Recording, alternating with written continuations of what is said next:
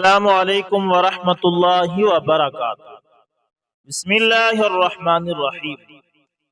دوستو، یہ مدینہ الرسول صلی اللہ علیہ وسلم ہے۔ صدیق اکبر رضی اللہ تعالی عنہ کی وفات حسرت آیات پر ہر شخص غم اور پریشانی سے نڈھال نظر آ رہا ہے۔ مختلف اطراف سے حضرت عمر بن خطاب رضی اللہ تعالی عنہ کے دستے حق پرست پر بیعت کرنے کے لیے وفود ہر روز جوق در جوق آ رہے ہیں۔ ایک روز بحرین سے ایک وفد کا ورود ہوا۔ فاروق اعظم رضی اللہ تعالی عنہ ہر وفد کی بات بڑے غور اور دلچسپی سے سنتے کہ شاید ان کی باتوں میں کوئی دل آویز نصیحت یا کوئی نفع بخش فکر و تدبر مل جائے۔ حاضرین مجلس میں سے اکثر نے کوئی قابل ذکر بات نہ کی تو حضرت عمر رضی اللہ تعالی عنہ ایک ایسے شخص کی طرف متوجہ ہوئے جس کے چہرے پر خیر و برکت کے آثار نمایاں نظر آ رہے تھے۔ آپ نے اس کی طرف اشارہ کرتے ہوئے فرمایا، آپ بھی کچھ ارشاد فرمائیے۔ اس شخص نے پہلے اللہ سبحانہ و تعالی کی تعریف کی اور پھر ارشاد فرمایا، اے امیر المومنین، اللہ تعالیٰ نے تجھے اس امت کا والی بنا کر امتحان لیا ہے۔ کاروبار حکومت میں اللہ تعالیٰ سے ڈرتے رہنا، اور یہ بات اچھی طرح ذہن نشین کر لیں، اگر فرات کے کنارے پر ایک بکری بھی آپ نے راستے سے بھٹک گئی تو قیامت کے دن آپ سے اس کے متعلق پوچھا جائے گا۔ یہ بات سن کر حضرت عمر رضی اللہ تعالی عنہ زارو قطار رونے لگے اور ارشاد فرمایا، جب سے میں خلیفہ بنایا گیا ہوں کسی نے مجھ سے اس طرح کھری کھری باتیں نہیں کی جس طرح تو نے کی ہیں۔ تم کون ہو؟ اس نے کہا، میں ربیع بن زیاد حارثی ہوں۔ آپ نے پوچھا، کیا تم مہاجر بن زیاد کے بھائی ہو؟ کہا، ہاں۔ جب مجلس ختم ہو گئی تو حضرت عمر بن خطاب رضی اللہ تعالی عنہ نے حضرت ابو موسیٰ اشعری رضی اللہ تعالی عنہ کو بلایا اور فرمایا، ربیع بن زیاد کا اچھی طرح جائزہ لو، اگر وہ واقعی سچائی کا خوگر ہے تو اس میں بہت خیر و بھلائی پائی جاتی ہے، یہ ہمارے لیے بہت مفید رہے گا۔ اسے کوئی ذمہ داری سونپو اور مجھے بتاؤ کہ یہ اس ذمہ داری کو کس طرح نبھاتا ہے۔ ابھی چند دن ہی گزرے تھے کہ امیر المومنین فاروق اعظم رضی اللہ تعالی عنہ کے حکم کی بنا پر ابو موسیٰ اشعری رضی اللہ تعالی عنہ نے سرزمین اہواز میں واقع مناظر شہر کو فتح کرنے کے لیے ایک لشکر تیار کیا، اور اس لشکر میں ربیع بن زیاد اور اس کے بھائی مہاجر بن زیاد کو بھی شامل کر لیا۔ سپہ سالار لشکر اسلام حضرت ابو موسیٰ اشعری رضی اللہ تعالی عنہ نے مناظر شہر کا محاصرہ کر لیا اور وہاں کے باشندوں سے ایسی زوردار لڑائی کی جس کی نظیر جنگی تاریخ میں نہیں ملتی۔ مشرکین نے اپنی طاقت کا اس طرح کھل کر مظاہرہ کیا جس کا عام حالات میں تصور بھی نہیں کیا جا سکتا۔ اس معرکے میں کثیر تعداد میں مسلمانوں نے جام شہادت نوش فرمایا۔ مسلمان اس حالات میں لڑائی کر رہے تھے کہ انہوں نے رمضان کے روزے بھی رکھے ہوئے تھے۔ جب ربیع بن زیاد کے بھائی مہاجر بن زیاد نے دیکھا کہ مسلمان کثرت سے شہید ہو رہے ہیں، انہوں نے بھی رائے خدا میں جان قربان کر دینے کا عزم کر لیا۔ بدن کو خوشبو لگائی اور کفن پہن کر اپنے بھائی کو وصیت لکھوائی۔ یہ منظر دیکھ کر ربیع بن زیاد رضی اللہ تعالی عنہ حضرت ابو موسیٰ اشعری رضی اللہ تعالی عنہ کے پاس گئے اور انہیں بتایا کہ میرے بھائی مہاجر نے روزے کی حالت میں راہ خدا میں اپنی جان کا نذرانہ پیش کرنے کا عزم کر رکھا ہے اور وہ اس کے لیے بالکل تیار ہے۔ اس کے علاوہ دوسرے مجاہدین بھی روزے رکھے ہوئے ہیں۔ لڑائی کی شدت اور روزے سے ان کی جسمانی قوا مزمحل ہو چکے ہیں۔ اس نازک صورتحال میں بھی وہ روزہ افطار کرنے سے انکاری ہیں۔ اب آپ کوئی ایسی تدبیر سوچئے جو مجاہدین کے لیے مفید ہو۔ یہ سن کر حضرت ابو موسیٰ اشعری رضی اللہ تعالی عنہ اٹھے اور انتہائی ولولہ انگیز انداز میں یہ اعلان کیا، اے اسلام کے سپاہیوں، میں ہر روزے دار پر قسم ڈالتا ہوں یا وہ روزہ افطار کر دے یا وہ لڑائی میں حصہ نہ لے۔ دیکھو سب سے پہلے میں روزہ افطار کرتا ہوں۔ یہ کہہ کر لوٹا اٹھایا اور سب کے سامنے پانی پینا شروع کر دیا تاکہ انہیں دیکھ کر دوسرے روزے دار مجاہدین بھی پانی پی لیں۔ جب مہاجر بن زیاد رضی اللہ تعالی عنہ نے سپہ سالار کی بات سنی تو فوراً پانی کا گھونٹ لیا اور ارشاد فرمایا، اللہ کی قسم میں نے پانی پیاس کی وجہ سے نہیں پیا، بلکہ میں نے آج اپنے امیر کی قسم کی لاج رکھی ہے اور ان کے حکم کے سامنے سر تسلیم خم کیا ہے۔ پھر انہوں نے اپنی تلوار سونتی اور بڑی دلیری اور بہادری سے دشمن کی صفوں کو چیرتے ہوئے مد مقابل لوگوں کو بچھاڑتے ہوئے مسلسل آگے بڑھنے لگے۔ بالآخر دشمن کے نرغے میں آ گئے اور چاروں طرف سے ان پر تلواروں کا وار کیا گیا تو آپ جام شہادت نوش فرماتے ہوئے زمین بوس ہو گئے۔ دشمن نے ان کا سر تن سے جدا کیا اور نیزے کی انی میں پرو کر میدان کارزار میں آویزاں کر دیا۔ حضرت ربی رضی اللہ تعالی عنہ نے جب اپنے بھائی کا سر دیکھا تو بھرائی ہوئی آواز میں فرمایا، او میری اماں کے جائے تیری خیر ہو، تیرے انجام پر ہم رشک کناں ہیں۔ تیرا سر نیزے کی انی پر نہیں بلکہ تخت فردوس کی مخمل تکیوں پر محو استراحت ہے۔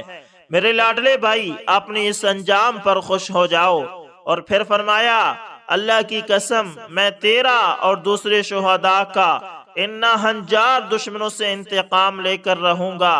جب سپہ سالار لشکر اسلام حضرت ابو موسیٰ اشعری رضی اللہ تعالی عنہ نے ربیع بن زیاد کو اپنے بھائی کی شہادت کی وجہ سے دشمنان خدا پر غضبناک دیکھا اور انہیں صفحہ ہستی سے مٹانے کا عزم راسخ کیا تو لشکر اسلام کی قیادت ربیع بن زیاد کے سپرد کر کے خود سرزمین سوس فتح کرنے کے لیے روانہ ہو گئے۔ حضرت ربیع بن زیاد اپنے لشکر کے ہمراہ دشمنوں پر برق تپاں بن کر گرے اور سیلے رواں بن کر انہیں خس و خاشاک کر کے پانی کی طرح بہا لے گئے۔ آنے واحد میں ان کی صفوں کو چیر کر رکھ دیا اور ان کی قوت کو چشم و زدن میں بکھیر دیا۔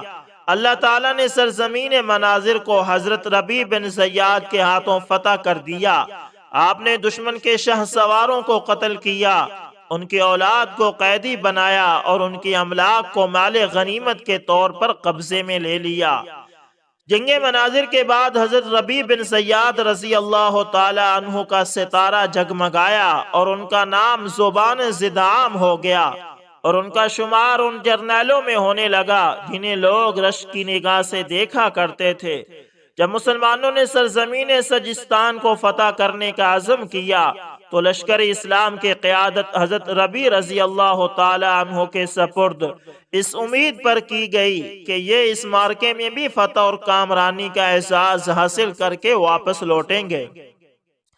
حضرت ربیع بن زیاد رضی اللہ تعالی عنہ فی سبیل اللہ اپنا لشکر لے کر سجستان کی طرف نکل پڑے۔ راستے میں ایک طویل جنگل کو عبور کیا جس کی لمبائی تقریباً 225 میل تھی۔ یہ جنگل اس قدر دشوار گزار تھا کہ صحرا میں رہنے والے وحشی جانور بھی اس کو عبور کرنے سے عاجز آ جائیں۔ اس راہ میں سب سے پہلے رستاق ذالک نامی ایک بہت بڑا شہر آیا۔ یہ سرزمین سجستان کی سرحد پر واقع تھا اور یہ شہر بڑے بڑے محلات اور عالی شان قلعوں پر مشتمل تھا اور اس میں مال و دولت کی ریل پیل اور پھلوں کی کثرت تھی۔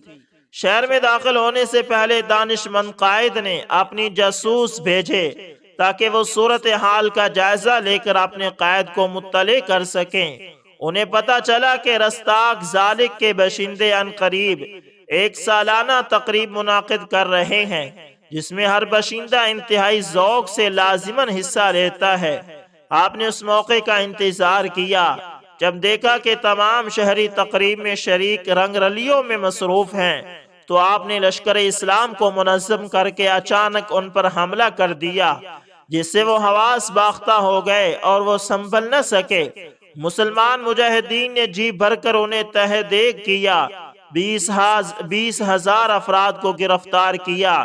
گرفتار ہونے والوں میں اس کا گورنر بھی تھا قیدیوں میں گورنر کے غلام بھی تھے جنہوں نے 3 لاکھ درہم اکٹھے کر کے اپنے آقا کی خدمت میں پیش کیے۔ یہ خطیر رقم دیکھ کر حضرت ربیع رضی اللہ تعالی عنہ نے ان سے پوچھا کہ یہ مال کہاں سے آیا؟ انہوں نے بتایا کہ ہمارے آقا کی ایک بستی سے یہ مال اکٹھا ہوا ہے۔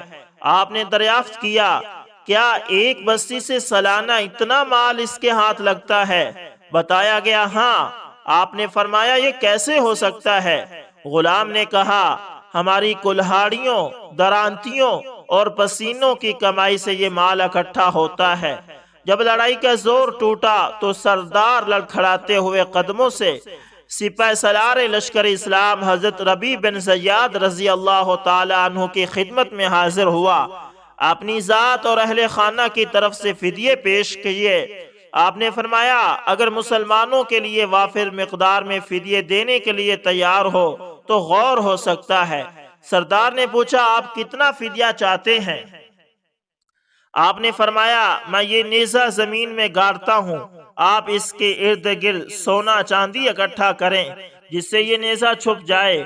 اس نے کہا مجھے منظور ہے۔ اس نے اپنے خزانوں سے سونا چاندی نکال کر وہاں ڈھیر لگا دیا جس سے نیزہ چھپ گیا۔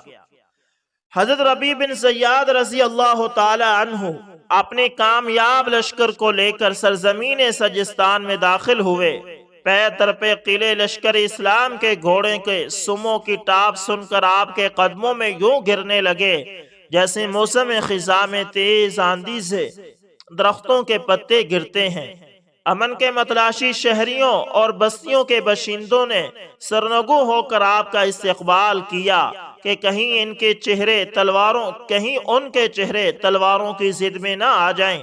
اسی طرح علاقے فتح کرتے ہوئے آپ سجستان کے دارالحکومت زرنج شہر تک پہنچ گئے۔ یہاں دشمن نے لشکر اسلام کے مقابلے کے لیے بہت زیادہ تیاری کر رکھی تھی۔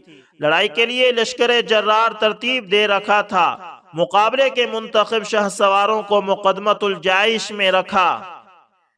دشمن نے اس بات کا پورا اہتمام کیا ہوا تھا کہ دارالحکومت کو مسلمانوں کی یلغار سے محفوظ رکھا جائے اور اس کا پوری طاقت سے دفاع کیا جائے، اور سجستان کے دارالحکومت پر مسلمانوں کے حملوں کو پسپا کر دیا جائے، خواہ اس کے لیے کتنی ہی قیمتی جانیں کیوں نہ قربان کرنی پڑیں۔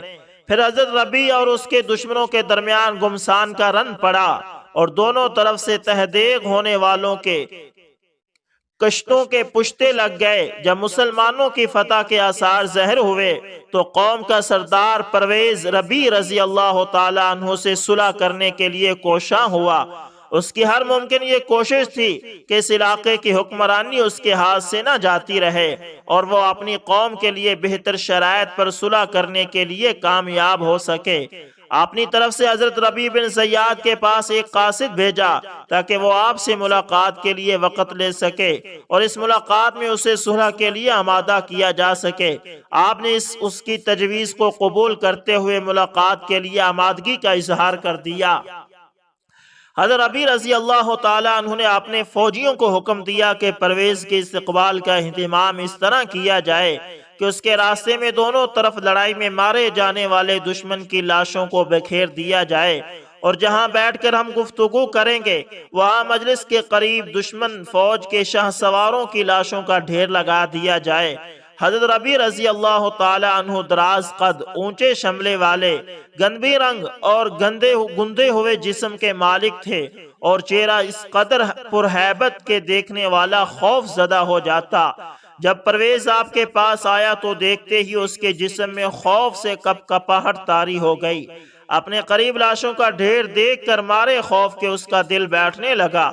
حضرت ربیع رضی اللہ تعالی عنہ کے قریب آنے کی اس میں ہمت نہ رہی اور وہ اتنا خوف زدہ ہو گیا کہ وہ مصافحہ کرنے کے لیے بھی ایک قدم آگے نہ بڑھ سکا اور چندم قدم دور سے ہی ہکلاتی ہوئی زبان سے یوں گویا ہوا کہ عالی جناب، یعنی عالی جناب، میں آپ کی خدمت میں صلح کے لیے حاضر ہوا ہوں اور اس موقع پر 1000 غلام اس شکل میں پیش کرتا ہوں کہ ہر ایک غلام کے سر پر سونے کا ایک پیالہ ہوگا۔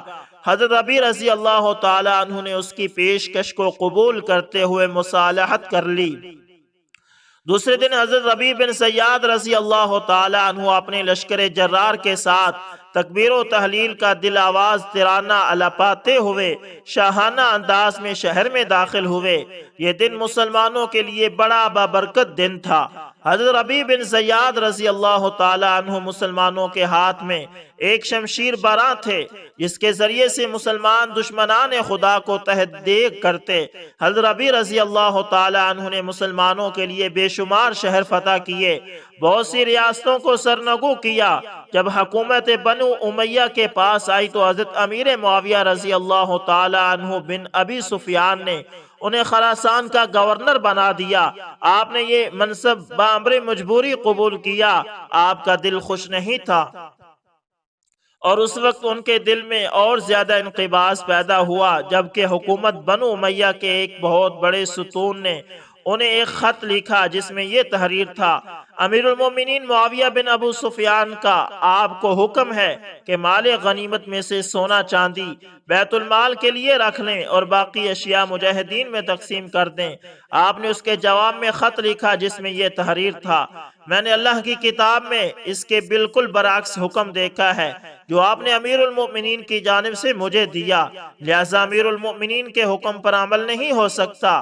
پھر آپ نے مجاہدین میں منادی کرا دی کہ آؤ اور اپنے حصے کا مال غنیمت لے جاؤ، اور مال غنیمت کا 5واں حصہ بیت المال کے لیے دارالخلافہ دمشق روانہ کر دیا۔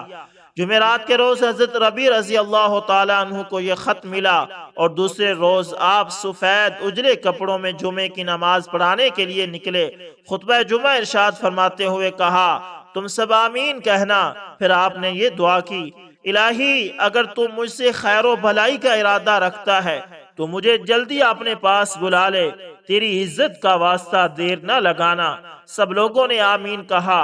اس دن کا سورج غروب نہیں ہوا تھا کہ حضرت ربیع بن زیاد رضی اللہ تعالی عنہ اپنے خالق حقیقی سے جا ملے۔ آسمان تیری لحد پر شبنم افشائی کرے۔ تو دوستو یہ تھے حضرت ربیع بن زیاد رضی اللہ تعالی عنہ۔ اللہ تعالیٰ سے دعا ہے کہ اللہ تعالیٰ ان کے نقش قدم پر ہمیں بھی چلنے کی توفیق عطا فرمائے۔ امید کرتا ہوں ویڈیو اچھی لگی ہوگی، پسند آئے لائک شیئر کمنٹ لازمی کریں، اور اس چینل پر اگر آپ نئے ہیں تو اس کو لازمی سبسکرائب کریں۔ جزاکم اللہ خیر۔